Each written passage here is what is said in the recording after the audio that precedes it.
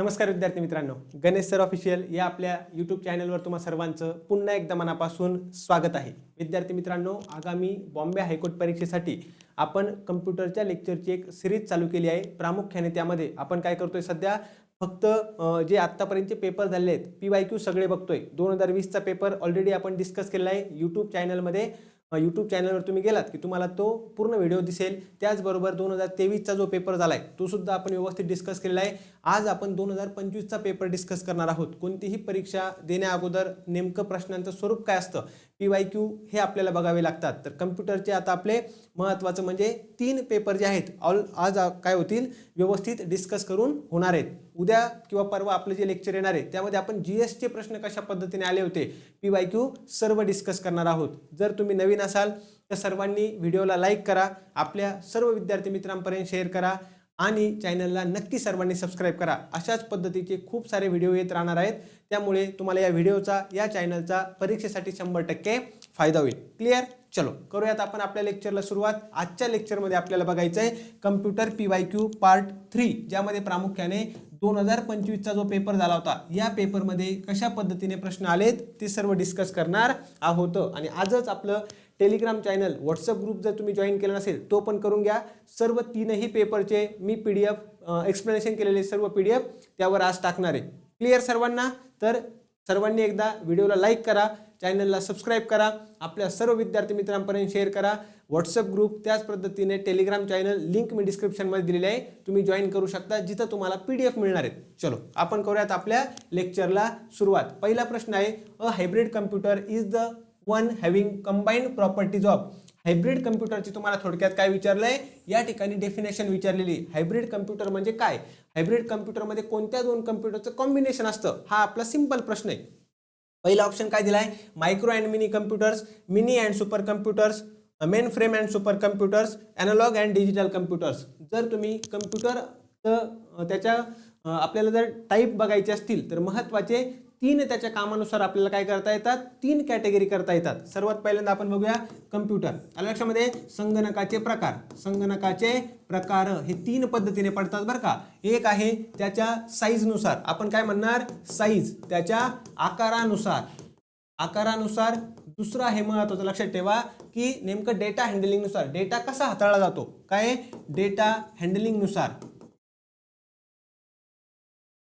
आणि तिसरं महत्त्वाचं आहे, तिसरं महत्त्वाचं तुम्हाला लक्षात ठेवायचं आहे की नेमकं काम त्याचं काय, पर्पज काय, त्याच्या कामाचं पर्पज काय, यानुसार आपल्याला या कॅटेगरीज लक्षात ठेवणं गरजेचं आहे। साईज नुसार किती टाईप पडतात, त्याचे 4 टाईप आहेत, ते तुम्हाला व्यवस्थित सांगतो, सर्वांनी समजून घ्यायचं आहे। एक आहे मिनी कम्प्युटर्स, मिनी फक्त मिनी लिहितो, पूर्ण डिटेलमध्ये लिहित नाही। मिनी आहे, मायक्रो कम्प्युटर आहे, मेन फ्रेम कम्प्युटर आहे, मेन फ्रेम कम्प्युटर, आणि शेवटी आहे सुपर कम्प्युटर। हे 4 टाईप तुम्हाला लक्षात ठेवायचे आहेत। परीक्षेच्या दृष्टीने जो पण महत्त्वाचा डेटा असेल मी सर्व कव्हर करून घेणार आहे, त्यामुळे तुम्हाला फक्त लेक्चर व्यवस्थित बघायचं आहे, शेवटपर्यंत बघायचं आहे। हे PYQ जरी असले तरी मी अशा पद्धतीने डिस्कस करतोय, एक्सप्लेन करण्याचा प्रयत्न करतोय। यातले प्रश्न तुम्हाला परीक्षेमध्ये सुद्धा 100% दिसणार आहेत। आणि डेटा हँडलिंग नुसार त्याचे किती टाईप आहेत, 3 टाईप आहेत। पहिला आहे एनालॉग कम्प्युटर, दुसरा आहे डिजिटल कम्प्युटर, तिसरा आहे हायब्रिड कम्प्युटर। हायब्रिड कम्प्युटर आपल्याला कोणता प्रश्न विचारलाय, हाच विचारलाय की हायब्रिड कम्प्युटर म्हणजे नेमकं काय, कोणत्या दोन कम्प्युटरचं या ठिकाणी असणारे कॉम्बिनेशन। क्लिअर आहे सर्वांना? चलो, आणि शेवटचा टाईप आहे आपला की पर्पज, कोणत्या कामासाठी वापरलं जातं। एक असतो जनरल पर्पज कम्प्युटर आणि दुसरा आहे special purpose computer, general purpose computer आणि दुसरा special purpose computer, special purpose computer. हे तुम्हाला एवढे टाईप लक्षात ठेवायचे, खूप जास्त प्रत्येक टाईपमध्ये डिटेलमध्येच विचारतील असं नाही आहे। तरी पण आपण काय केलंय, मागचे लेक्चर तुम्ही व्यवस्थित बघा, मी सर्व टाईप थोडक्यात डिस्कस करण्याचा प्रयत्न केलेला आहे। तर मग आता बघा, हे हायब्रिड कम्प्युटर जे असतं ना, हायब्रिड कम्प्युटर हे कॉम्बिनेशन असतं दोन कम्प्युटरचं, कोणत्या, एनालॉग कम्प्युटर आणि डिजिटल कम्प्युटर। आपल्या प्रश्नाचं उत्तर काय येणार आहे, पर्याय क्रमांक 4। लक्षात ठेवा, हे अतिशय महत्त्वाचं आहे। ही PDF ॲज इट इज तुम्हाला मिळेल, संध्याकाळपर्यंत मी टाकतो सर्व PDF जे पण लेक्चर झालेत त्याच्या. समजलं? साईज त्याच्या आकारानुसार हे 4 टाईप येणार आहे. डेटा हँडलिंगनुसार डेटा कशा पद्धतीने हाताळला जातो हे 3 टाईप येणार आहेत. आणि महत्त्वाचं कोणत्या पर्पजसाठी कम्प्युटरचा उपयोग होतो त्यासाठी हे 2 टाईप येणार आहेत. आलं लक्षात सर्वांना? उत्तर समजलंय? उत्तर काय येईल आपलं? पर्याय क्रमांक 4. ज्यांनी उत्तर 4 दिलंय सर्वांचं उत्तर अगदी बरोबर आहे. आता आपल्याला बघायचंय की हे जे पण टाईप सांगितलेत थोडक्यात मी डिस्कस करतो, परीक्षेच्या दृष्टीने महत्त्वाचं आहे. पहिला कोणता आहे आपला? Micro computer. पहिला कोणता आहे? Micro computer. हा आकाराने लहान असतो. लक्षात घ्या, आपल्याला एक प्रश्न बघायचा आहे याच लेक्चरमध्ये, शेवटचा प्रश्न आहे की कम्प्युटर जनरेशन. जसं कम्प्युटर जनरेशन बघतोय तर त्यामध्ये सुरुवातीचे कम्प्युटर कसे होते? आकाराने खूप जास्त मोठे होते आणि नंतर त्यांचा आकार कमी होत गेला, वेग वाढत गेला. बरोबर एक नाही? तो प्रश्न आपल्याला शेवटी डिस्कस करायचा आहे. तसंच मग मायक्रो कम्प्युटर जे आहे हे आकाराने लहान असतात, त्याचप्रमाणे सिंगल युजरसाठी असतात. काय असतात? सिंगल युजरसाठी असतात. महत्त्वाचं. आणि जे जनरल आपण कामं म्हणतो हे सर्व कामं करण्यासाठी कोणत्या कम्प्युटरचा वापर होतो? तर तो आहे आपला मायक्रो कम्प्युटर. राहील लक्षात सर्वांना? जर तुम्हाला कुठे वापरला जातो किंवा त्याचे उदाहरणं बघायचे असतील तर आपल्या घरगुती कामासाठी म्हणा, शाळेमध्ये म्हणा, कॉलेजमध्ये म्हणा हे कम्प्युटर. आणि एक्झाम्पल लक्षात ठेवायचं आहे, डेस्कटॉप असेल, PC असेल, लॅपटॉप असेल, तुमचा टॅबलेट असेल, आपला स्मार्टफोन, मोबाईल हा सुद्धा काय एक प्रकारचा कम्प्युटरच आहे. परीक्षेच्या दृष्टीने महत्त्वाचं आहे, लक्षात ठेवा. आपण जर बघितलं मिनी कम्प्युटर हा मायक्रोपेक्षा कसा असतो? आकाराने मोठा असणारे मल्टी युजर कम्प्युटर याला म्हणतात. याला काय म्हणतात? मल्टी युजर कम्प्युटर असं म्हणतात. तर लक्षात ठेवा, आपण जर बघितलं याचं काम प्रामुख्याने वेगवेगळ्या कंपन्या असतात ना, वेगवेगळ्या कंपन्यांमध्ये लहान आकाराच्या कंपन्या आहे तिथं वापरलं जातं. इंजिनिअरिंगच्या पर्पजसाठी वापरलं जाऊ शकतं, त्याचप्रमाणे आपल्या युनिव्हर्सिटीमध्येच वापरलं जाऊ शकतं. आणि एका वेळेस जर आपण बघितलं जास्त युजर याचा वापर करतात, जास्त युजर याचा वापर करतात. हा पण महत्त्वाचा पॉईंट तुम्हाला लक्षात ठेवणं गरजेचं आहे. क्लिअर सर्वांना? राहील लक्षामध्ये? आपण आता बघायचं आहे main frame computer. Main frame computer जो आहे हा शक्तिशाली कम्प्युटर असतो बरं का. म्हणजे सुपर कम्प्युटर इतका नाही म्हणा, पण हा सुद्धा कसा असतो? शक्तिशाली कम्प्युटरमध्ये येतो. मोठे असतात, शक्तिशाली कम्प्युटर आहेत. आणि प्रामुख्याने याचा वापर जर आपण बघितलं तर तुम्हाला लक्षात ठेवायचं, एकाच वेळी खूप जास्त लोक याचा वापर करू शकतात. एकाच वेळी काय? खूप जास्त लोक याचा वापर करू शकतात. प्रामुख्याने हे कम्प्युटर कुठे वापरले जातात? जे आपलं बँकिंग आहे ना, बँकिंग. आता मला सांगा, बँकचे जे सर्व्हर असेल, बँकचे जे सर्व्हर आहे, एकाच वेळेस किती लोक बँकेमध्ये आपलं ट्रान्झॅक्शन करण्याचा प्रयत्न करतात, बँकिंगची कामं करण्याचा प्रयत्न करतात? बरोबर एक नाही? मग त्या ठिकाणी कोणत्या प्रकारचे कम्प्युटर आहेत? तर हे मेन फ्रेम कम्प्युटर आहेत. त्यांचं जे सर्व्हर मी म्हणतोय त्या ठिकाणचं बरं का. क्लिअर सर्वांना? त्याचप्रमाणे रेल्वे, एअरलाईन बुकिंग जे असतात ते सुद्धा काय झाले? कशामध्ये येणार आहे? मेन फ्रेम कम्प्युटरमध्ये. तुम्हाला लक्षात काय ठेवायचं आहे? समजून घ्या फक्त बरं का, की मिनी कम्प्युटर आकाराने लहान असतात, त्याचे एक्झाम्पल. मायक्रो कम्प्युटर आकाराने लहान, किंमत कमी, सिंगल युजरसाठी, त्याचे एक्झाम्पल लक्षात ठेवा. पुढे हे मिनी कम्प्युटर जे आहेत हे कुठे वापरले जातात? आपल्या इंजिनिअरिंगच्या पर्पजसाठी म्हणा, लहान लहान कंपन्यांमध्ये म्हणा, युनिव्हर्सिटीजमध्ये म्हणा. हे तुम्हाला लक्षात ठेवायचं आहे. प्रामुख्याने प्रश्न यावर विचारला जाऊ शकतो. पुढे जर आपण बघितलं मेन फ्रेम कम्प्युटर कुठे वापरले जातात, किती युजर वापरू शकतात, हे मी तुम्हाला सांगितलंय. त्यानंतर आहे सुपर कम्प्युटर. सुपर कम्प्युटरचा सगळ्यात मोठा पॉईंट काय लक्षात ठेवायचा आहे? हे अतिशय वेगवान असतात. काय असतात? सुपर कम्प्युटर अतिशय वेगवान असतात. आणि याचा जो स्पीड आहे कशामध्ये आपण कॅल्क्युलेट करतो? फ्लॉप्समध्ये करतो. हा पण पॉईंट तुम्हाला लक्षात ठेवायचा आहे. आणि सुपर कम्प्युटर एकदम कॉम्प्लिकेटेड, आपण म्हणतो ना गुंतागुंतीची कामं मिनिटामध्ये म्हणण्यापेक्षा सेकंदामध्ये करू शकतात. हा त्याचा सर्वात मोठा ॲडव्हान्टेज आहे, लक्षात ठेवायचं आहे. आता सुपर कम्प्युटरचे तुम्हाला काय करतील? विचारतील. सुपर कम्प्युटर, जगातला पहिला सुपर कम्प्युटर कोणता? भारतातला पहिला सुपर कम्प्युटर कोणता? आणि सध्याचा सुपर कम्प्युटर कोणता आहे? सर्वात वेगवान कम्प्युटर कोणता? हे तीनही प्रश्न सर्वांनी काय करा? व्यवस्थित करून जा बरं का, कारण की यावर प्रश्न तुम्हाला विचारले जाणार आहे. भारताचा पहिला सुपर कम्प्युटर कोणता आहे? परम 8000. परम 8000 लक्षात ठेवा बरं का. हा भारतातला पहिला सुपर कम्प्युटर आहे. जगातला जर विचारला तर क्रेवन हा सर्वात म्हणजे जगातला पहिला सुपर कम्प्युटर. हे प्रश्न विचारले जाणार आहेत. भारतातला पहिला कम्प्युटर कोणता? भारतामध्ये स्वदेशी बनावटीचा पहिला कम्प्युटर कोणता? भारताचा पहिला सुपर कम्प्युटर कोणता? जगातला पहिला सुपर कम्प्युटर कोणता? आणि सध्याच्या काळामध्ये जगातला सर्वात वेगवान कम्प्युटर कोणता? हे 4 ते 5 प्रश्न तुम्हाला व्यवस्थित करून जायचे आहेत. यावर वन लाइनर प्रश्न 100% हा विचारला जाणार, म्हणजे विचारला जाणार, सर्वांनी लक्षात घ्यायचं आहे. क्लिअर सर्वांना? हायब्रिड कम्प्युटर, जे आपल्या या प्रश्नाचं उत्तर होतं. हायब्रिड कम्प्युटरमध्ये ॲनालॉग आणि डिजिटल या दोन्हीही कम्प्युटरचे काय असतात, फीचर्स असतात, महत्त्वाचं आहे. प्रामुख्याने कुठे वापरला जातो, हॉस्पिटलमधील जे पण ECG मशीन वगैरे असतात ना, हॉस्पिटलमधल्या ज्या पण मशिनरीज आहेत त्यामध्ये, त्याचप्रमाणे पेट्रोल पंपामध्ये या प्रकारे हायब्रिड कम्प्युटर हा वापरला जातो. लक्षात ठेवणं गरजेचं आहे. सर्वांना समजलाय पहिला प्रश्न.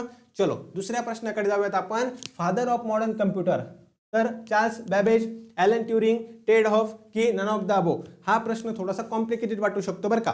काय झालंय महत्त्वाचं, जर तुम्हाला विचारलं, समजून घ्या, जर तुम्हाला प्रश्न विचारलं father of computer, father of modern computer, तर तुम्हाला उत्तर काय द्यायचंय, चार्ल्स बॅबेज द्यायचंय. लक्षात ठेवा, चार्ल्स बॅबेज हे आपल्या प्रश्नाचं योग्य उत्तर असणार आहे. जर पर्यायामध्ये चार्ल्स बॅबेज नसतील तर आपलं उत्तर काय येणार आहे, ॲलन ट्युरिंग येणार आहे, की ज्यांना फादर ऑफ मॉडर्न कम्प्युटिंग म्हणतात. फादर ऑफ मॉडर्न कम्प्युटिंग कुणाला म्हणतात, ॲलन ट्युरिंग यांना म्हणतात. जर तुम्हाला विचारलं father of computer, modern computer, उत्तर हे तुम्ही काय देणं अपेक्षित आहे, तर चार्ल्स बॅबेज हे उत्तर देणं अपेक्षित आहे. सर्वांनी लक्षात ठेवायचं आहे. समजलं. आता हा प्रश्न का बरं त्यांनी म्हणजे विचारलेला आहे आपल्याला, मग आपल्याला काय करायचंय, महत्त्वाचे व्यक्ती लक्षात ठेवणं गरजेचं आहे. कम्प्युटरच्या क्षेत्रामधील ज्यांचं महत्त्वाचं योगदान आहे ते सर्व तुम्हाला लक्षात ठेवणं गरजेचं आहे. समजलं. चला सर्वांबद्दल आपण काय करूया, थोडक्यात माहिती घेऊया. फादर ऑफ कम्प्युटर जर म्हटलं तर कोण आहेत, तर चार्ल्स बॅबेज आहेत. आणि फादर ऑफ मॉडर्न कम्प्युटर विचारलं तरी पण तुम्ही उत्तर काय देणं अपेक्षित आहे, चार्ल्स बॅबेज देणं अपेक्षित आहे.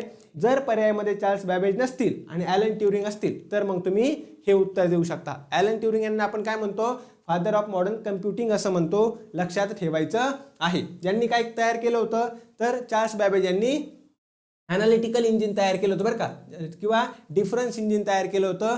मग आपण लक्षात ठेवा की इतिहासाच्या म्हणजे संगणकाच्या इतिहासातील फर्स्ट स्टेप कुणी घेतली होती, संगणकाच्या कम्प्युटरच्या हिस्ट्रीमधील पहिली स्टेप कुणाची आहे, तर चार्ल्स बॅबेज यांची. राहील लक्षात सर्वांना. यांनी काय बनवलं होतं, ॲनालिटिकल इंजिन किंवा डिफरन्शियल इंजिन. तुम्हाला लक्षात ठेवायचं आहे, डिफरन्स इंजिन किंवा डिफरन्शियल इंजिन परीक्षेच्या दृष्टीने महत्त्वाचं आहे. प्रश्न हा विचारला जाऊ शकतो.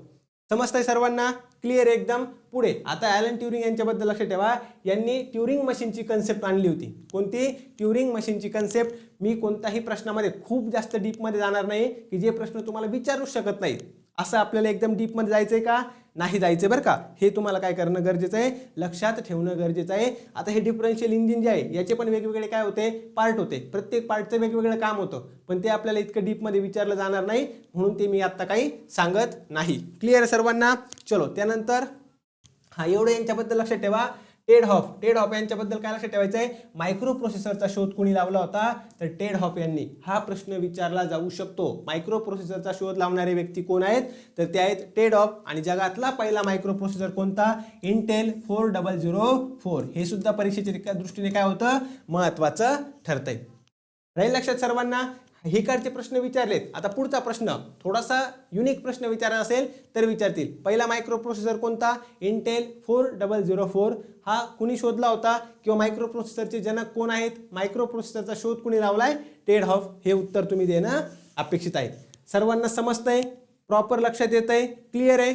चलो आपण काय करूया, पुढच्या प्रश्नाकडे जाऊया. The first computer language develop was COBOL, pascal, basic, Fortran. काय येणार आहे उत्तर, सर्वांनी उत्तर देण्याचा प्रयत्न करायचा आहे. आता हा जो प्रश्न आहे ना, या प्रश्नामध्ये मी तुम्हाला दोन गोष्टी सांगतो बरं का. ॲज इट इज पण परत प्रश्न विचारला जाऊ शकतो, किंवा हे जे ऑप्शन दिलेत तुम्हाला, या ऑप्शनमध्ये तुम्हाला फुल फॉर्म विचारला जाईल. काय विचारतील, सर्वांचे फुल फॉर्म सांगा. परीक्षेसाठी अतिशय महत्त्वाचा टॉपिक आहे. वारंवार सांगतो, प्रत्येक तुम्हाला लेक्चरमध्ये सांगत आलेलो आहे. काय काय टॉपिक असे जे तुम्हाला व्यवस्थित करायचे आहेत, त्यामध्ये फुल फॉर्म हा महत्त्वाचा टॉपिक आहे. शॉर्टकट कीज हे सुद्धा तुम्हाला महत्त्वाचं लक्षात ठेवणं गरजेचं आहे. शॉर्टकट कीज सुद्धा काय करा, व्यवस्थित करा. 1 ते 2 प्रश्न, 2 प्रश्न तर यावर विचारणारच म्हणजे विचारणार. राहील लक्षात. या प्रश्नाचं उत्तर काय आपलं, पर्याय क्रमांक 4 फोर्ट्रान हे असेल आपल्या प्रश्नाचं उत्तर. आता सर्व जे ऑप्शन आहेत त्याबद्दल एकदा थोडक्यात आपण बघून घेऊया, काय काय प्रश्न विचारले जाऊ शकतात आणि त्याबद्दलची माहिती. आपण जर बघितलं, फोर्ट्रानचा फुल फॉर्म काय आहे, फॉर्म्युला ट्रान्सलेशन. काय आहे, फॉर्म्युला ट्रान्सलेशन. ही आपण जर बघितलं पहिली लँग्वेज आहे. काय आपण काय बघितलं, पहिली कम्प्युटर लँग्वेज. लक्षात ठेवा बरं का, डायरेक्ट आपल्याला हा थेरॉटिकल प्रश्न परत एकदा विचारला जाऊ शकतो. फर्स्ट कम्प्युटर लँग्वेज कोणती आहे, फोर्ट्रान. कधीची आहे, 1957ची आहे. इतकं डीपमध्ये नाही जाणार, तुम्हाला साल वगैरे विचारणार, पण पहिल्याचं लक्षात ठेवा 1957 परीक्षेच्या दृष्टीने हे थोडंसं पहिलं आहे म्हणून महत्त्वाचं ठरू शकतं. याचा वापर कशासाठी होतो की आपण जर बघितलं की जे आपले मॅथमॅटिकल फॉर्म्युले आहेत, मॅथमॅटिकल फॉर्म्युले आहेत किंवा सायंटिफिक ज्या गोष्टी आहेत त्यासाठी वापरलं जातं. यामध्ये कॉम्प्लिकेटेड गोष्टी किंवा आपण म्हणू शकतो ना एकदम कॉम्प्लिकेटेड गणित जे असतील, मॅथमॅटिक्स असतील, हे काय करलं जाणार आहे, प्रॉपर सॉल्व्ह केलं जाणार आहे. फॉर्ट्रानचा फुल फॉर्म काय होतो, फॉर्म्युला ट्रान्सलेशन. राहील लक्षात सर्वांना, फॉर्म्युला ट्रान्सलेशन. यावरून तुम्ही लक्षात ठेवू शकता सायन्स आणि मॅथमॅटिक्स यामध्ये याचा वापर केला जात असं हे परीक्षेच्या दृष्टीने महत्त्वाचं आहे. कोबोल, कोबोलचा फुल फॉर्म काय आहे, common business oriented language. Common business oriented language फुल फॉर्म महत्त्वाचा आहे. खूप वेळा सांगतोय, परत सांगतोय, वारंवार सांगतोय, कारण की हे प्रश्न महत्त्वाचे ठरतात.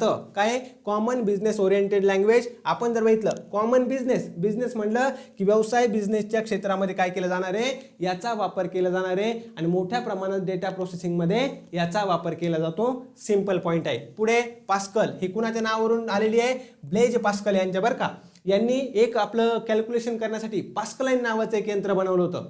आपण जर बघितलं यंत्र, सर्वात पहिले यंत्र कुणी बनवलं होतं, बेरीज वजाबाकी वगैरे या अरिथमॅटिक क्रिया करण्यासाठी ब्लेज पास्कल यांनी, आणि त्या यंत्राचं नाव काय होतं, पास्कलाइन. हे नाव तुम्ही लक्षात ठेवा. अवघड प्रश्न विचारायचा असेल तर असे प्रश्न काय होतात, तयार होतात. महत्त्वाचं आहे. ब्लेज पास्कल यांच्या नावावरून कोणती लँग्वेज, पास्कल. कोबोलचा फुल फॉर्म सांगितलाय, फोर्ट्रानचा फुल फॉर्म सांगितलाय, लक्षात ठेवायचं आहे. आता महत्त्वाचं, ही पास्कल लँग्वेज कोणत्या क्षेत्रामध्ये, की टीचिंगच्या म्हणजे अध्यापनाच्या आणि शिक्षण एज्युकेशनच्या फील्डमध्ये वापरली जाणारी. सिंपल, एका लाईनमध्ये एक पॉईंट तुम्हाला लक्षात पाहिजे. हे फक्त पर्पज काय माझा, महत्त्वाचं की तुम्हाला ती लँग्वेज आणि त्याबद्दल एकच पॉईंट, जेणेकरून आपल्याला कमी जर आपण व्यवस्थित केलं पण कमी केलं पण व्यवस्थित केलं तरी सुद्धा काय होणार आहे, आपला हा प्रश्न जरी आला तरी सॉल्व्ह होणार आहे. हे तुम्हाला लक्षात ठेवायचं आहे. बेसिक काय, beginners all purpose symbolic instruction code. काय बेसिक, हे लक्षात ठेवायचं. जे नवीन आहेत, नवीन शिकताय त्यांच्यासाठी डिझाईन केलेलं, शिकण्यास सोपं आहे, वापरण्यास सोपं असणारी लँग्वेज कोणती, ही बेसिक आहे. लक्षात ठेवा. बेसिक म्हणलं, बेसिकवरूनच लक्षात ठेवा. बेसिक कशासाठी आहे, ज्यांना नवीन शिकायचं आहे, ज्यांना आपण सुरुवातीला काय करतो, सोप्या गोष्टी बघतो, सोप्या ज्या वाटतील त्या आहे, म्हणजे शिकायला सोपं, समजायला सोपं, आणि जे नवीन शिकणार आहेत त्यांच्यासाठी कोणती, बेसिक. पास्कल काय, पास्कल यांच्या नावावरून. बेसिक पर्पज काय, आपलं एज्युकेशनच्या फील्डमध्ये. त्यानंतर दुसरं महत्त्वाचं, पुढं कोबोल, हे काय, कॉमन बिझनेस ओरिएंटेड लँग्वेज. कोणत्या क्षेत्रामध्ये, तर बिझनेसच्या क्षेत्रामध्ये. आणि त्यानंतर हे फोर्ट्रान, फॉर्म्युला ट्रान्सलेशन. फॉर्म्युल्यावरून तुम्ही लक्षात काय ठेवू शकता, सायन्स आणि मॅथ्सच्या फील्डमध्ये. सिंपल आहे. जायचं पुढे. पुढचा प्रश्न आपण बघूया. VDU stands for video display unit, visual display unit, video divided unit, none of the above. आता या प्रश्नाचं उत्तर जर तुम्ही बघितलं ना तर लक्षात ठेवा, व्हिडिओ डिस्प्ले युनिट आणि व्हिज्युअल डिस्प्ले युनिट हे दोन्ही पण बरोबर आहे बरं का. हे दोन्ही पण बरोबर आहे, पण आपल्याला काय करायचं आहे, जास्त ॲक्युरेटकडे जायचं आहे. कधी कधी काय होतं, आपल्याकडे दोन मार्ग असतात, काय करायला पाहिजे, आणि म्हणजे दोन मार्ग आहे, आपल्याला दोन्ही मार्ग योग्य वाटतात, परंतु त्यातली त्यात सर्वात योग्य मार्ग जो आहे ना तो निवडायचा असतो. सेम त्याच पद्धतीने इथं काय, व्हिडिओचा full form video display unit पण होतो, व्हिज्युअल डिस्प्ले युनिट पण होतो, पण जास्त करेक्ट जर आपण बघितलं तर तो काय येणार आहे, पर्याय क्रमांक 2 येणार. हे महत्त्वाचं लक्षात ठेवणं गरजेचं आहे. क्लिअर आहे सर्वांना, आलं लक्षामध्ये, परीक्षेच्या दृष्टीने महत्त्वाचं. आता आपण बघूया व्हिज्युअल डिस्प्ले युनिट बद्दल थोडक्यात माहिती. एक प्रकारे जर आपण बघितलं ना, हे आउटपुट डिव्हाइस आहे बरं का. आपण मॉनिटर म्हणतो ना, मॉनिटर प्रमाणे किंवा मॉनिटर म्हणू शकतो. हे काय, कम्प्युटरचं मुख्य आउटपुट डिव्हाइस आहे, ज्याच्यावर काय दिसते, डिस्प्ले युनिट, डिस्प्ले होतं, ज्याच्यावर दिसतं, अशा प्रकारचं युनिट, अशा प्रकारचं डिव्हाइस. हे तुम्हाला थोडक्यात सोप्या भाषेमध्ये आपल्याला समजण्यासारखं सांगतोय, एकदम टेक्निकलची भाषा सांगत नाहीये. समजलं सर्वांना. याचं जर आपण बघितलं तर नाव काय, टेक्निकल नाव काय, व्हिडिओ म्हणजे व्हिज्युअल डिस्प्ले युनिट. आणि आपण जर आपल्या भाषेमध्ये बघितलं तर याला आपण काय म्हणणार आहे, मॉनिटर म्हणणार किंवा स्क्रीन म्हणणार. सोपं कोणतं वाटतंय, मॉनिटर किंवा स्क्रीन. मी जर तुम्हाला व्हिडिओ म्हटलं समजायला थोडंसं अवघड जातं, मॉनिटर किंवा स्क्रीन म्हणलं समजायला सोपं जातं. आणि मॉनिटर काय, आपलं हे मेन आउटपुट डिव्हाइस आहे, जे ऑलरेडी आपण सांगितलेलं आहे. आता हे ऑलरेडी भरपूर वेळा सांगून झालंय, तरी एकदा सांगतो. प्रोसेस कशी चालते? इनपुट डिव्हाइस असतं. इनपुटने काय करतो आपण? डेटा देतो. इनपुट डिव्हाइस सगळे बघितलेत, परीक्षेला 100% विचारणार. खालीलपैकी इनपुट डिव्हाइस कोणतं, आउटपुट डिव्हाइस कोणतं, तुम्हाला माहिती असणं गरजेचं आहे. लक्षात घ्या. तर इनपुट आपण काय करतो? इनपुट डिव्हाइसने डेटा देतो आणि त्यावर प्रोसेसिंग करायचं काम कोण करतं? CPU करतो, सेंट्रल प्रोसेसिंग युनिट. लक्षात ठेवायचं आहे, प्रोसेसिंग करणार आणि त्यानंतर जो रिझल्ट आहे किंवा जी इन्फॉर्मेशन आहे ती आपल्याला कोण दाखवतं? आउटपुट डिव्हाइस दाखवतं. ते आउटपुट डिव्हाइस म्हणजे कोण? व्हिडिओ आहे, व्हिज्युअल डिस्प्ले युनिट. सिंपल, महत्वाचं लक्षात ठेवायचं. जे पण काम केलंय ते दृश्य स्वरूपात, दिसण्याच्या स्वरूपामध्ये कोण दाखवतं? व्हिडिओ. दृश्य स्वरूपात आहे, व्हिज्युअलच्या स्वरूपात आहे, म्हणून आपलं योग्य उत्तर काय येणार आहे? Visual display unit. समजतंय? क्लिअर आहे सर्वांना? जर तुम्हाला लेक्चर आवडत असेल, लेक्चरचा फायदा वाटत असेल, तर सर्वांनी एकदा गणेश सर ऑफिशियल या आपल्या यूट्यूब चॅनलला सबस्क्राईब करा, या व्हिडिओला लाईक करा, आपल्या सर्व विद्यार्थी मित्रांपर्यंत नक्की शेअर करा. अशाच प्रकारचे भरपूर व्हिडिओ हे आपण तुमचा पेपर होईपर्यंत घेऊन येणार आहेत. फक्त कम्प्युटरचे नाही तर GSचे सुद्धा आपण लेक्चर घेऊन येणार आहेत. त्यामध्ये मॅरेथॉन लेक्चर असतील, त्याचप्रमाणे तुमचे PYQचे लेक्चर्स असतील. जास्तीत जास्त प्रमाणामध्ये लेक्चर सर्व टेक्निकलचे वगैरे आपण घेऊन येणार आहोत. आणि फक्त बॉम्बे हायकोर्ट नाही, तुम्ही दुसऱ्या कोणत्याही परीक्षेची तयारी करत असाल जिथं कम्प्युटर, GS हे टॉपिक महत्त्वाचे, सर्व आपण कव्हर करण्याचा 100% प्रयत्न हा करणार आहोत. फक्त तुम्हाला काय करायचं आहे? लेक्चर व्यवस्थित बघायचं आहे, शेवटपर्यंत बघायचं आहे. बऱ्याच गोष्टी क्लिअर होतील. आणि दुसरी महत्त्वाची गोष्ट, चॅनलला लाईक, शेअर आणि सबस्क्राईब करायचं कोणीही विसरू नका, ते महत्त्वाचं आहे. क्लिअर? चलो जाऊयात आपण पुढच्या प्रश्नाकडे. पुढचा प्रश्न काय? Which of the following keyboard shortcuts is use to cut the selected text in MS Word 2010? काय म्हटलं होतं? शॉर्टकट कीजवर 100% प्रश्न आहे म्हणजे आहे. तुम्हाला जास्तीत जास्त 20 शॉर्टकट कीज मी देणार आहे, तेवढ्याच व्यवस्थित करा. त्यावरच फिरून काय केले जातात? प्रश्न विचारले जातात. मी घेतलेलं आहे ते पण तुम्हाला Ctrl+X, Ctrl+U, Ctrl+P, Ctrl+Q. काय आहे? Ctrl+X हे लक्षात ठेवायचं आहे. कशासाठी वापरलं जातं? कट करण्यासाठी वापरलं जातं. जसं की मी तुम्हाला काय सांगितलं होतं, एखादी फाईल तुम्हाला सिलेक्ट करायची. काय करायची आहे? फाईल सिलेक्ट करायची किंवा संपूर्ण डेटा सिलेक्ट करायचा किंवा संपूर्ण फाईल सिलेक्ट करायच्या. Ctrl+A आपल्याला वापरावं लागेल. Ctrl+A कशासाठी? ऑल सिलेक्ट करण्यासाठी. काय? ऑल सिलेक्ट करण्यासाठी. त्यानंतर आपल्याला कॉपी करायचंय, एखादे टेक्स्ट कॉपी करायची, फाईल कॉपी करायची, Ctrl+C आपण प्रेस करतो. कुठेतरी पेस्ट करायची, आपण Ctrl+V प्रेस करतो. आता लक्षात ठेवा, Ctrl+C आणि Ctrl+X याच्यामध्ये काय बेसिक फरक आहे? तुम्हाला काय करायचं होतं? बघा, एक फाईल आहे, A नावाची एक फाईल आहे. ती तुम्हाला काय करायची आहे? A नावाची एक फाईल आहे, ती तुम्हाला C नावाच्या फोल्डरमध्ये कॉपी करायची. काय करायची? C नावाच्या फोल्डरमध्ये पाठवायची. तुम्ही काय केलं? तुम्ही जर कॉपी केलं तर ही फाईल जी आहे ना, ही इथून कॉपी होणार आणि या फोल्डरमध्ये तुम्ही पेस्ट केली, Ctrl+V केलं, पेस्ट होणार. परंतु त्या फाईलची एक कॉपी इथं ॲज इट इज राहते. काय होते? राहते. हे कशाने होतं? कॉपीने. म्हणजे तुम्ही एका फोल्डरमधून दुसऱ्या फोल्डरमध्ये फाईल नेताय, A नावाच्या फोल्डरमधून C नावाच्या फोल्डरमध्ये एखादी फाईल नेताय.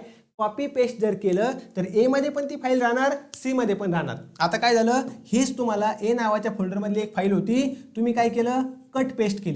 कट आणि पेस्ट केली C नावाच्या फोल्डरमध्ये. तर आता तुम्हाला ती फाईल कुठे दिसणार आहे? फक्त C नावाच्या फोल्डरमध्ये दिसणार आहे. A नावाच्या फोल्डरमधून ती फाईल गेली. समजलं सर्वांना? त्याला आपण म्हणतो कट करणं. Ctrl+X ने काय करतात? ही प्रोसेस करतात. महत्त्वाचं आहे, सर्वांनी लक्षात ठेवायचा प्रयत्न करायचा आहे. क्लिअर आहे? बघा, हे सर्व मी शॉर्टकट घेतलेत. परीक्षेला यातून एक ना एक विचारलं जाणार, आत्ताच सांगतो, सर्वांनी व्यवस्थित करून घ्या. Ctrl+C, कोणताही आपल्याला टेक्स्ट किंवा कोणतीही फाईल काय करायची आहे? कॉपी करायची. आपण कॉपी केलेला मजकूर म्हणजे टेक्स्ट असेल, फाईल असेल, पेस्ट करण्यासाठी. त्यानंतर Ctrl+X काय आहे? निवडलेला भाग, एखादी फाईल असेल, एखादी आपला डेटा असेल म्हणजे टेक्स्ट असेल, तो आपण काय करू शकतो? कट करू शकतो. Ctrl+Z म्हणजे काय? अंडू. एखादी कृती केली, एखादी आपण ॲक्शन केली, ती परत मागे घेण्यासाठी काय करतात? Ctrl+Z. आलं लक्षामध्ये? त्यानंतर Ctrl+Y, एखादी रद्द केलेली, कॅन्सल केलेली ॲक्शन असेल, परत आणायची असेल तर त्याला आपण काय करतो? रिडो करतो. Ctrl+Y करतो. Ctrl+A ने काय होणार आहे? सर्व सिलेक्ट होणार आहे. सर्व टेक्स्ट म्हणा, सर्व फाईल तुम्हाला सिलेक्ट करता येणार आहे. Ctrl+S ने आपण काय करणार? सेव्ह करणार आहे. Ctrl+S save. Ctrl+P ने काय करतो? आपण प्रिंट काढायची असेल तर. बाकीचे सुद्धा मी काय केलेत, भरपूर सारे शॉर्टकट घेतलेले आहेत, तुम्ही बघू शकता. अगोदरच्या सुद्धा 1-2 लेक्चरमध्ये हे सर्व मी डिटेलमध्ये एक्सप्लेन केलंय, म्हणून आत्ता हे सर्व महत्त्वाचे सांगतो, तुम्ही बाकीचे व्यवस्थित बघून घ्या. ही फाईल मी टेलिग्राम चॅनल त्याचप्रमाणे आपल्या व्हॉट्सअप ग्रुपवर पाठवणार आहे. राहील लक्षात सर्वांना. चलो पुढच्या प्रश्नाकडे जाऊया. The fastest and most expensive computers are, खालीलपैकी कोणते असे कम्प्युटर आहेत जे कसे आहेत, खूप जास्त वेगवान आहेत. काय म्हणू शकतो आपण, फास्टेस्ट म्हणजे खूप जास्त वेगवान आहेत आणि खूप जास्त एक्सपेन्सिव्ह, महागडे आहेत.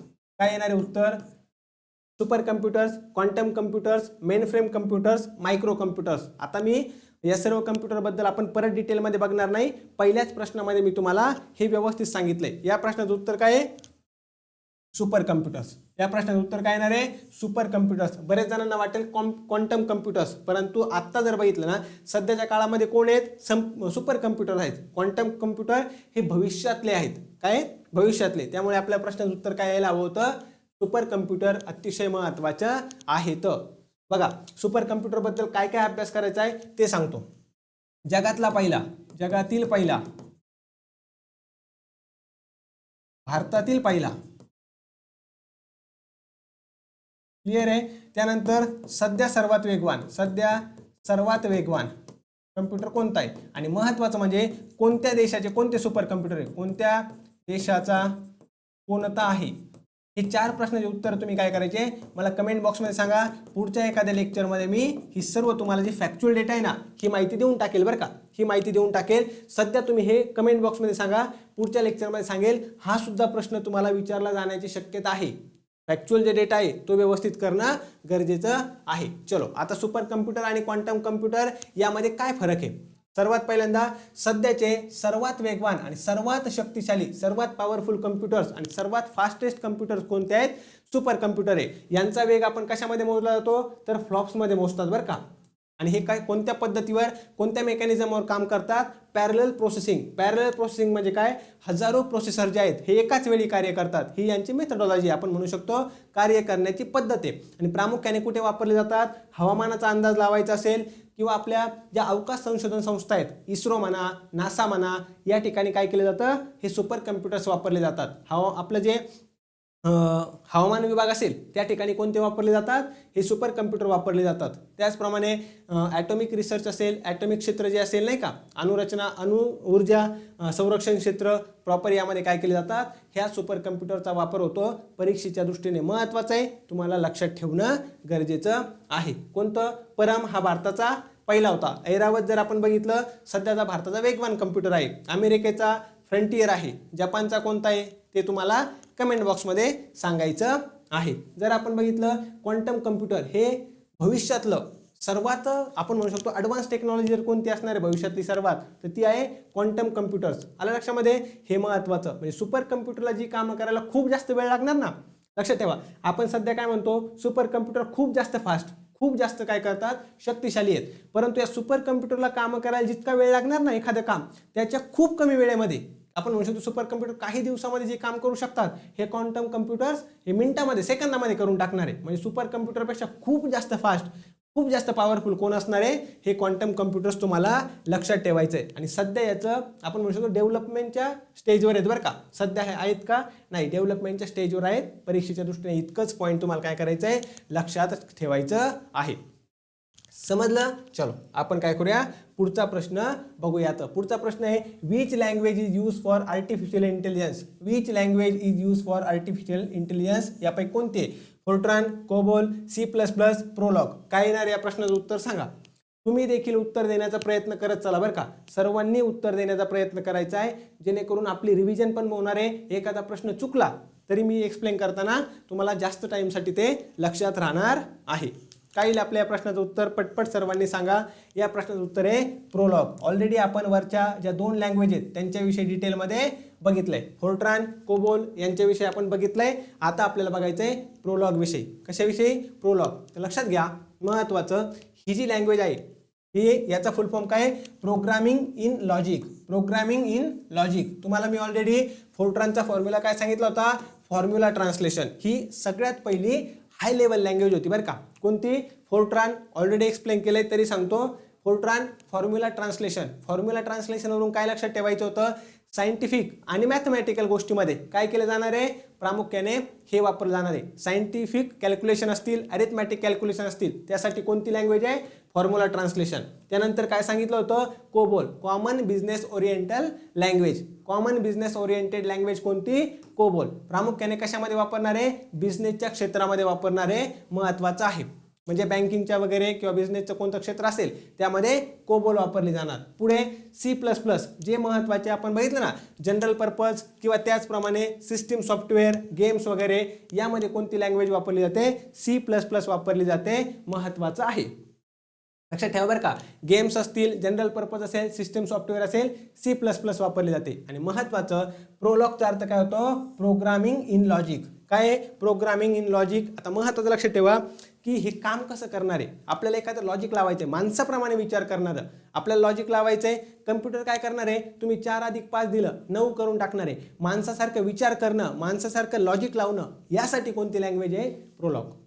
आर्टिफिशियल इंटेलिजन्स म्हणजे काय, थोडक्यात माणसासारखंच झालं ना, माणसासारखा विचार करणं, त्याप्रमाणे थिंकिंग करणं, लॉजिक लावणं, सेम तसंच प्रोलॉग तुम्हाला लक्षात ठेवायचं आहे, programming in logic. Programming in logic हा फुल फॉर्म लक्षात ठेवा, महत्त्वाचा आहे. आर्टिफिशियल इंटेलिजन्समध्ये काय केलं जातं, हे वापरली जाणारी लँग्वेज आहे. सिंपल आहे. सर्व बाकीचे जे पर्याय आहेत ते पण मी तुम्हाला व्यवस्थित सांगण्याचा प्रयत्न या ठिकाणी केलेला आहे. पुढचा प्रश्न आपण बघूया. The chip use in computers is made of. जी चिप कम्प्युटरमध्ये वापरली जाते ना, जी चिप ही कम्प्युटरमध्ये वापरली जाते, ती चिप खालीलपैकी कशापासून बनलेली असते, सिलिकॉन, आयर्न ऑक्साईड, त्यानंतर क्रोमियम की नन ऑफ द अबोव. कम्प्युटरमध्ये वापरली जाणारी चिप आहे ही प्रामुख्याने ही कशापासून बनवली जाते. सिंपल प्रश्न आहे, अतिशय सोपा प्रश्न, ऑलरेडी काय केलेला आहे, विचारलेला आहे आणि तुम्ही कधी ना कधीतरी 100% वाचलं असणार आहे. चलो सांगा बरं सर्वांनी, या प्रश्नाचं उत्तर काय येणार आहे आपल्या.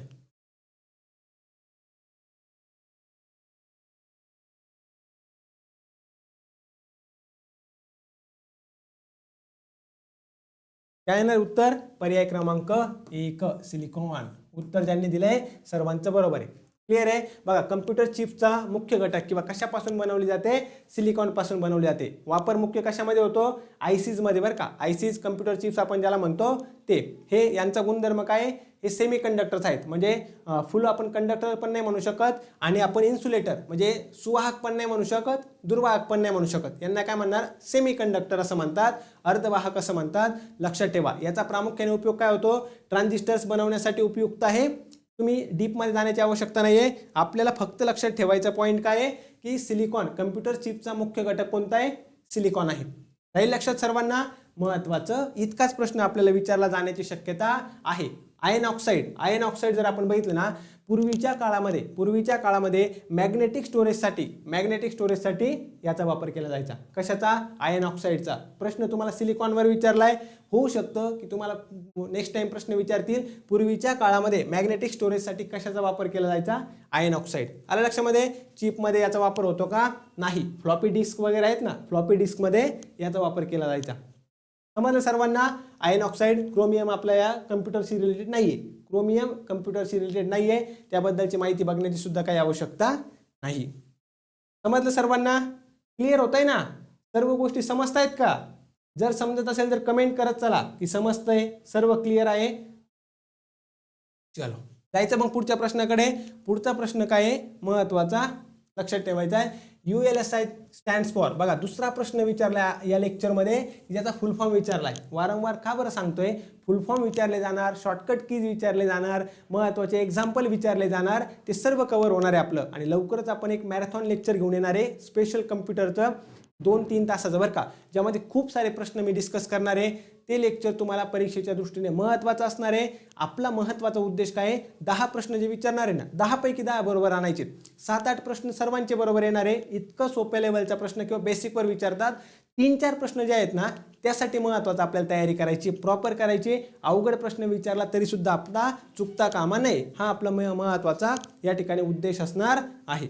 चलो सांगा बरं पटपट सर्वांनी, ULSIचा फुल फॉर्म काय असणार आहे, हे सर्वांनी सांगायचा प्रयत्न करायचा आहे. बघा लक्षात ठेवा, जे आपण मॉनिटर वगैरे म्हणतो ना, मॉनिटर किंवा मगाशी आपण बघितलं व्हिडिओ, यांच्या आतमधली जी प्रोसेस असते ना, यांच्या आतमधली प्रोसेस कशामुळे चालते? मायक्रो प्रोसेसरमुळे चालते. कशामुळे? मायक्रो प्रोसेसरमुळे. आणि हे मायक्रो प्रोसेसर जर आपण बघितलं, हे प्रोसेसर तयार करण्यासाठी तयार करण्यासाठी जी टेक्निक आहे किंवा मायक्रो प्रोसेसर तयार करण्यासाठी जी पण टेक्नॉलॉजी आपण वापरतो, ती टेक्नॉलॉजीवरून दोन प्रकार पडतात. एक आहे ULSI, एक कोणती आहे? ULSI, आणि दुसरी आहे VLSI. लक्षात ठेवा बरं का, हे दोन तुमच्यासाठी अतिशय महत्त्वाचे. तुम्हाला मी दोन्ही पण समजून सांगण्याचा प्रयत्न करतो. ULSI काय आहे आणि दुसरं कोणतं मला सांगायचं? VLSI. लक्षात घ्या, याचा पहिल्यांदा आपल्याला फुल फॉर्म माहिती असणं गरजेचं आहे. ULSIचा फुल फॉर्म काय होतो? Ultra large scale integration. काय होतं? Ultra large scale integration. इथं परत एकदा लिहितो मी, अल्ट्रा लार्ज स्केल इंटिग्रेशन. सर्वांना समजतंय का? पटपट कमेंट करून सांगा, सर्वांना समजतंय. आणि VLSI म्हणजे काय? Very large scale integration. म्हणजे तुम्हाला जर कोणताही प्रश्न विचारला आता दोन्हीपैकी, तरी उत्तर येणं काय अपेक्षित आहे, सर्वांनी लक्षात ठेवायचं आहे. क्लिअर सर्वांना? आता ही जी VLSI आहे ना, VLSI very large scale integration, ही आपली जुनी टेक्नॉलॉजी. आपण याला काय म्हणणार आहे? जुनी टेक्नॉलॉजी म्हणणार बरं का. आणि ULSI काय आहे? ही मॉडर्न टेक्नॉलॉजी आहे.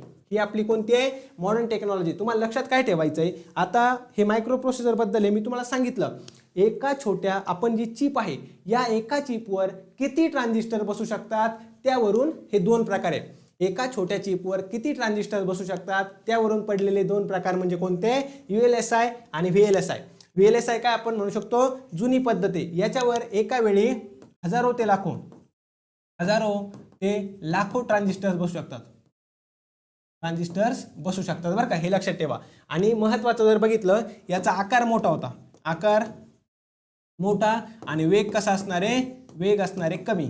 आकार मोठा आणि वेग काय झाला? कमी झाला. आता ULSI काय आहे? मॉडर्न टेक्निक आहे. म्हणजे याच्यामध्ये काय असणार आहे? पहिली गोष्ट म्हणजे आकार झाला कमी आणि वेग काय झाला? जास्त झाला. वेग काय झाला? जास्त. मग या एका चिपवर किती ट्रान्झिस्टर बसणार आहे? 10 लाखापेक्षा जास्त. 10 लाखापेक्षा जास्त. समजलं सर्वांना? हा बेसिक डिफरन्स आहे. तुम्हाला फक्त प्रश्न विचारला, उत्तर सांगायचं आणि पुढे पळायचं, हे करण्यात आपल्याला काही पॉईंट नाही. कारण की प्रश्न तुम्हाला ॲज इट इज रिपीट होण्याची शक्यता कमी आहे. ULSI विचारलाय, होऊ शकतं VLSIचं तुम्हाला फुल फॉर्म विचारतील किंवा याचं काम कसं चालतं हे तुम्हाला विचारतील. त्यामुळे हे व्यवस्थित बघणं गरजेचं आहे. आता सर्वांना क्लिअर झालं असेल असं मी समजतो. जायचं पुढे. पुढचं आता महत्त्वाचं बघा काय आहे? अल्ट्रा लार्ज स्केल इंटिग्रेशन कशा पद्धतीने काम चालतं? महत्त्वाचं 5th जनरेशन टेक्नॉलॉजी जी आहे ना, तर त्यामधले जे कम्प्युटर आहेत, 5th जनरेशन टेक्नॉलॉजीमधले जे कम्प्युटर आहेत, लक्षात ठेवा, तर त्यामधली टेक्नॉलॉजी कोणती आहे? ही आहे ULSI. अगोदर कोणती होती? VLSI. सांगितलं तुम्हाला, VLSI व्हेरी लार्ज स्केल, ज्याच्यामध्ये हजारो ते लाखो ट्रान्झिस्टर्स काय एका चिपवर यायचे. ULSI मध्ये काय? अल्ट्रा लार्ज स्केल, 10 लाखापेक्षा जास्त ट्रान्झिस्टर काय येणार आहे? एका चिपवर येणार आहे. इतकाच बेसिक फरक तुम्ही काय करू शकता? लक्षात ठेवू शकतात. बघा इथं काय? एकाच लहान सिलिकॉन चिपवर किती आहे? लाखो ते अब्जावधी, म्हणजे 10 लाखापेक्षा जास्त ट्रान्झिस्टर्स काय येणार आहे? एकाच लहान सिलिकॉन चिपवर येतील. ऑलरेडी मी तुम्हाला डिस्कस केलंय. क्लिअर आहे? चलो, महत्त्वाचं लक्षात ठेवा. अजून काय सांगितलं होतं? याच्यामुळे काय झालंय? आकार लहान झालाय, वेग प्रचंड झालाय, आणि क्षमता म्हणजे काय झालं? साईज झाली कमी, स्पीड झालाय खूप जास्त, आणि महत्त्वाचं कॅपॅसिटी झाली अफाट. कशामुळे? ULSI मुळे. राहील लक्षात सर्वांना? सिंपल.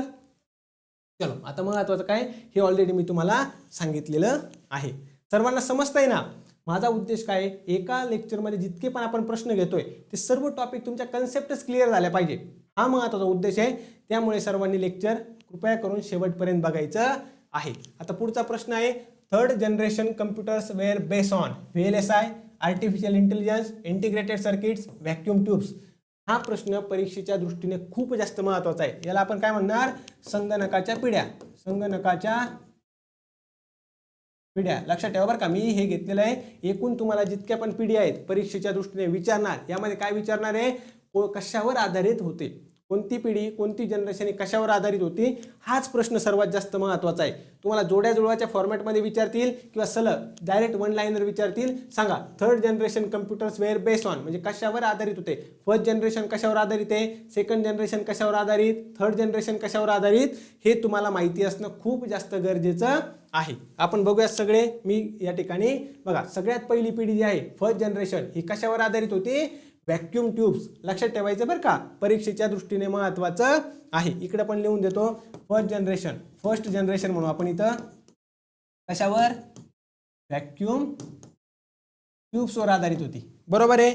दुसरं व्हॅक्यूम ट्यूब्सवर आपण जर म्हणलं तर फर्स्ट जनरेशन मधले जे पण कम्प्युटर्स असतील व्हॅक्यूम ट्यूब्सवर टेक्नॉलॉजीवर आधारित होते. याच्यामध्ये काय होतं, ह्या ज्या व्हॅक्यूम ट्यूब्स होत्या ना आकाराने खूप मोठ्या होत्या. त्याच्यामुळे काय व्हायचं, कम्प्युटरचा जो कम्प्युटरची जी साईज होती ती पण खूप जास्त होती.